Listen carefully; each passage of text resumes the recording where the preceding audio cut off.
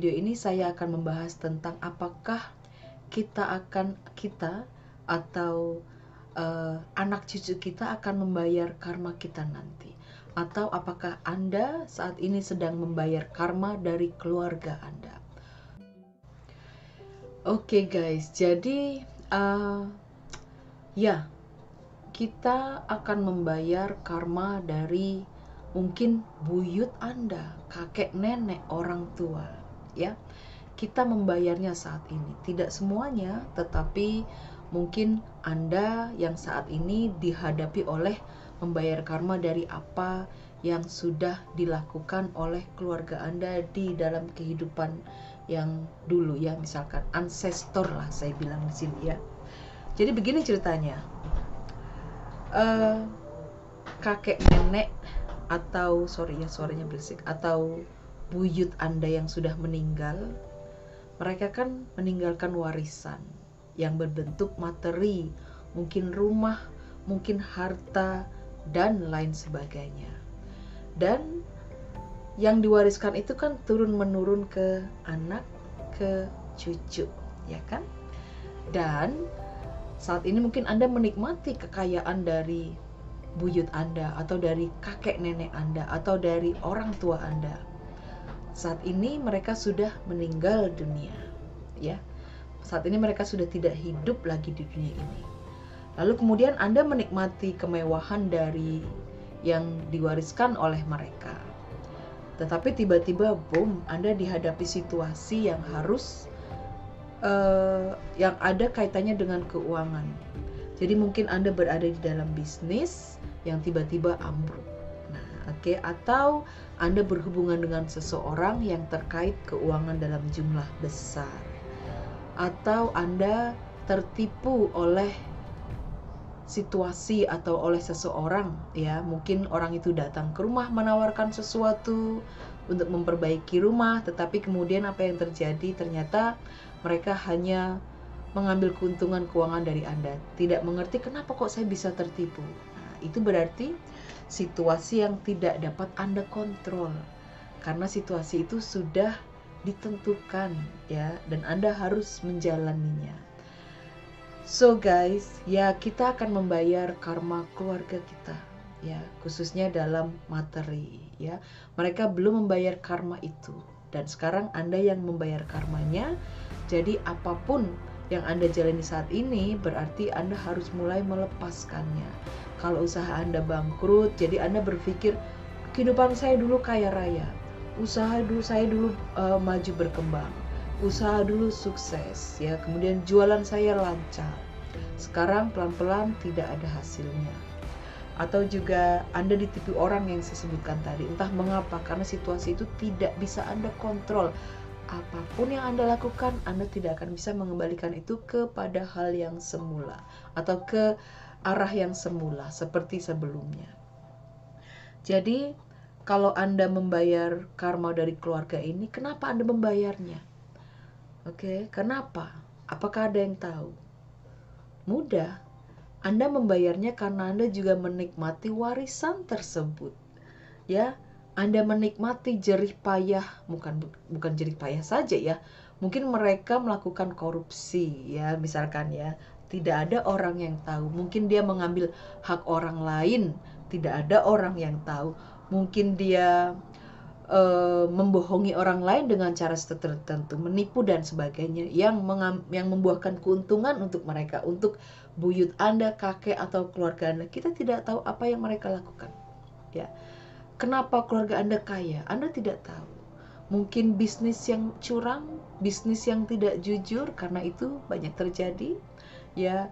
Atau mungkin Anda menjalani mengambil keberuntungan dengan cara tertentu yang merugikan orang lain, ya. Saya contohkan di sini, mungkin Anda seorang developer, ya, dan Anda harus mencari tanah kosong. Dengan mencari tanah kosong itu berarti Anda harus mencari lokasi yang baik, lokasi yang menjanjikan keberuntungan istilahnya. Jadi mungkin Anda sebagai developer akan mengirim orang-orang tertentu yang memiliki jabatan, yang akan bisa mengusir orang-orang yang tinggal di lokasi yang bagus untuk usaha Anda nanti, untuk developer Anda nanti dalam perumahan atau hotel atau apartemen dan lain sebagainya. Nah, itu adalah situasi di mana Anda menggunakan orang lain dengan kekuasaannya, dengan Anda menguasai keuangan Anda, bisa membuat orang itu melakukan hal-hal yang Anda inginkan. Kita tidak menyadari bahwa hal itu adalah karma yang kita ciptakan sendiri. Tetapi guys, jangan lupa karma tidak semua buruk ya. Karma ini adalah hasil dari kita interaksi dengan orang lain. Karma ini juga karena kita ingin mengembangkan kehidupan ya. Kita berada di situasi yang terjepit, harus mengembangkan kehidupan, harus melakukan usaha tetapi harus curang, harus melakukan usaha tetapi harus memanfaatkan orang lain atau membohongi orang lain dan lain sebagainya. Itu karma ya. Apapun yang Anda lakukan, kalau masih terkait oleh orang lain, merugikan orang lain, membohongi orang lain dan lain sebagainya, berarti itu adalah karma. Oke? Dan karma itu yang nantinya kalau itu menghasilkan uang, berarti uang itu Anda gunakan untuk keluarga Anda, istri, suami, anak ya. Kemudian mungkin juga keluarga dekat Anda ya. Jadi kita semua ini saling terhubung ya, saling terhubung. Nah, kalau kakek Anda dulunya orang kaya, kemudian orang tua Anda juga kaya, kemudian Anda juga pernah kaya, tetapi sekarang keadaannya berubah 180 derajat, Anda menjadi seorang yang tidak punya sama sekali. Ya, dengan dihadapi oleh kehilangan jumlah uang yang besar, berarti itu Anda dihadapi oleh membayar karma. Jadi hidup Anda saat ini harus dimulai dari kosong lagi, dengan usaha yang dari diri Anda sendiri, dengan menggunakan potensi Anda sendiri. Jadi supaya Anda tidak menciptakan karma lagi, jadi Anda harus melakukan sesuatu berdasarkan apa yang Anda inginkan, bukan dari orang lain. Jadi mungkin Anda berkeinginan untuk mencari profit atau mencari keuntungan dengan cara cepat. Nah ya, berarti ini Anda akan menciptakan, misalkan di sini ya, Anda cenderung untuk membantu seseorang untuk membantu usahanya. Nah, di sini ya. Nah, berarti di sini Anda belum punya kestabilan dalam kehidupan, tetapi sudah membantu orang lain. Jadi, siap-siap Anda untuk ditipu. Nah, ya, siap-siap untuk ditipu. Jadi, sebaiknya usahakan bentuk pondasi Anda sendiri. Jangan pikirkan tentang profit pada dasarnya. Pikirkan tentang apa yang bisa saya kembangkan dalam kehidupan saya, yang bisa menjadi pondasi dalam kehidupan saya. Ya, karena pondasi itu menguatkan. Ya, kalau Anda membantu orang lain dulu sebelum membangun pondasi, berarti Anda akan membantu membangun pondasi orang lain, akan menguatkan orang lain, dan biasanya Anda akan merasa dimanfaatkan. Karena nanti kalau pondasi seorang itu sudah kuat, dia sepertinya akan mendepak Anda, tidak membutuhkan tenaga Anda lagi, dan Anda merasa dibohongi, dimanfaatkan, ya, mengerti kan? Jadi kalau Anda saat ini sedang membayar karma, mulai dari dasar, mulai dari zero, bentuk pondasi hidup Anda sendiri. Jangan pikirkan orang lain. Oke? Nah, jadi ini juga biasanya terkait oleh mimpi. Mungkin Anda ada yang pernah bermimpi menggali, memacul sesuatu di tanah tetapi kok tidak ada habisnya. Atau Anda seolah membersihkan sumur, tetapi kok semakin dibersihkan semakin banyak kotorannya. Ya, di sini ya. Jadi seolah ini kok nggak ada habisnya. Nah, itu berarti saat ini karma yang Anda bayar adalah dari keturunan yang sebelumnya, dari nenek moyang ya. Di sini Anda membayar karma itu. Oke?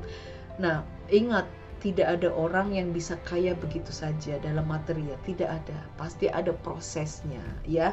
Pasti, setidaknya Anda pasti, bukan Anda tetapi nenek moyang Anda atau kakek atau buyut atau orang tua Anda, pasti mereka berinteraksi dengan orang lain. Oke? So guys, sudah pasti ya, Anda juga akan membayar karma pasangan Anda. Kalau saat ini Anda menikah, ya, Anda menikah dengan suami atau dengan istri, tiba-tiba Anda merasa ditipu oleh orang yang tidak Anda kenal. Ya, oke. Orang yang tidak ada. Saya misalkan di sini ada seseorang menawarkan ada seseorang menawarkan untuk memperbaiki rumah Anda. Oke? Nah, kemudian setelah Anda membayar, ternyata orang itu tidak datang untuk memperbaiki rumah Anda.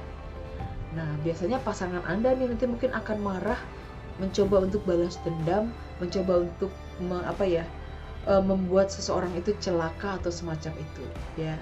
Nah, biasanya situasi ini tidak akan berhenti, dan ingat, seseorang yang menipu Anda, mereka juga punya penjaga. Ini adalah peran dia dalam kehidupan ini, ya, untuk memutar uang di dunia ini. Mengerti ya? Peran dia, ya, ada kaitannya dengan kehidupan Anda. Jadi kalau Anda masih, misalkan pasangan Anda ingin mendapatkan uang Anda kembali, berarti nanti situasi ini tidak akan pernah selesai. Ya, jadi lepaskan. Kalau ada yang pernah menipu Anda dan Anda masih penasaran, lepaskan saja supaya hidup Anda tenang. Oke? Dan membayar karma itu juga berarti Anda membayar hutang. Anda perasaan plong kalau Anda melepas. Tapi kalau Anda ngotot, ngeyel, ingin mengembalikan keuangan itu, maka hidup Anda akan penuh dengan kecemasan, penuh dengan pertanyaan yang tidak akan terjawab. Ingat, semua manusia di dunia ini punya peran-peran tersendiri. Peran perampok, peran agama, peran ateis, peran peran orang baik, peran pelakor, peran nikah siri, peran suami jahat, suami baik, istri jahat, peran anak, peran pembantu, peran bos, peran semua itu hanyalah peran dalam kehidupan. Oke? Karena peran itu ada saatnya nanti akan berubah. Oke, akan berubah. So, di sini Anda juga, ya, saya sudah sebutkan tadi bahwa akan membayar karma dari pasangan Anda, ya, kalau misalkan dia pernah melakukan sesuatu. Ya, tidak ada orang yang jujur 100% di dunia ini. Oke, jadi kalau pasangan Anda pernah misalkan menipu orang lain, mengambil hak orang lain walaupun kecil, Anda juga menikmati hasil itu dan Anda juga membayar karmanya. Sama halnya jika Anda pernah melakukan sesuatu terhadap orang lain, membohongi, menipu, memanipulasi, dan pasangan Anda, suami Anda, istri Anda menikmatinya, maka dia juga akan membayar karmanya. Ya, jadi sebagai pasangan, kalau bisa Anda bisa menetralisir keadaan supaya pasangan Anda tidak terpancing emosi. Mungkin jelaskan bahwa ini adalah karma, kita lepaskan saja. Jangan merasa dirugikan. Kalau Anda merasa dirugikan, maka Anda tidak akan pernah damai dalam kehidupan ini. Jadi lepaskan dan mulai sesuatu yang baru dalam kehidupan Anda.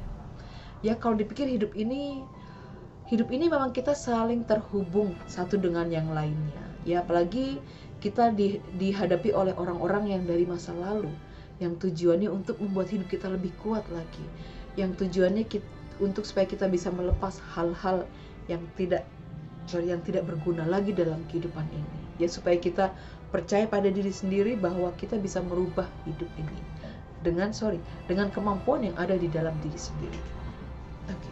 Kok berangin ya? Nah, jadi kalau saat ini Anda masih istilahnya bingung dengan kehidupan, kok hidup saya ini saja, ya, kok saya terlibat hutang, orang tua terlibat hutang, Anda terlibat hutang, ya.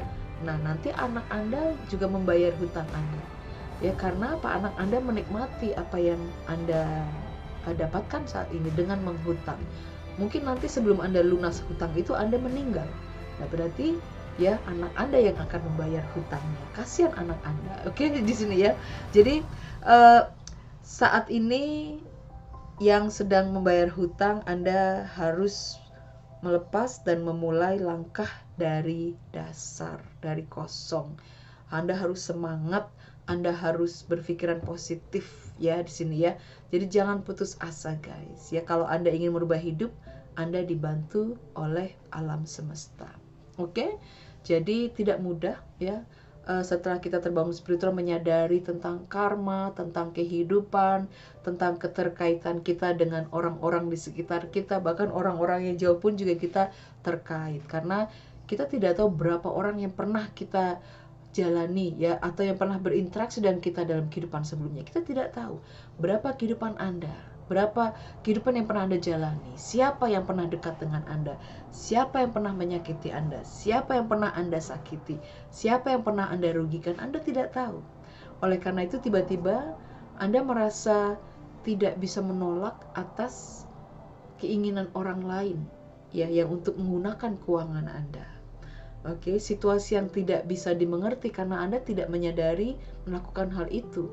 Ya, Anda sepertinya mudah saja memberikan uang terhadap orang itu. Nah, itu berarti adalah, ya, Anda harus membayar karma. Kalau Anda merasa dirugikan berarti lepaskan. Oke? Lepaskan, ya. Nah, jadi itu guys, semoga bisa membantu dan mencerahkan, ya, semoga bisa dimengerti. Untuk Anda yang sedang terbangun spiritual berarti Anda harus maju ke depan. Ya, lepaskan yang nyangkut-nyangkut, ya. Pikiran Anda, perasaan Anda, keuangan Anda, lepaskan supaya perjalanan Anda bebas, tidak ada beban, tidak ada gembolan-gembolan dari masa lalu lagi, ya. Dengan melepas berarti Anda ringan seperti balon yang bisa terbang tanpa ada tali yang mengikat.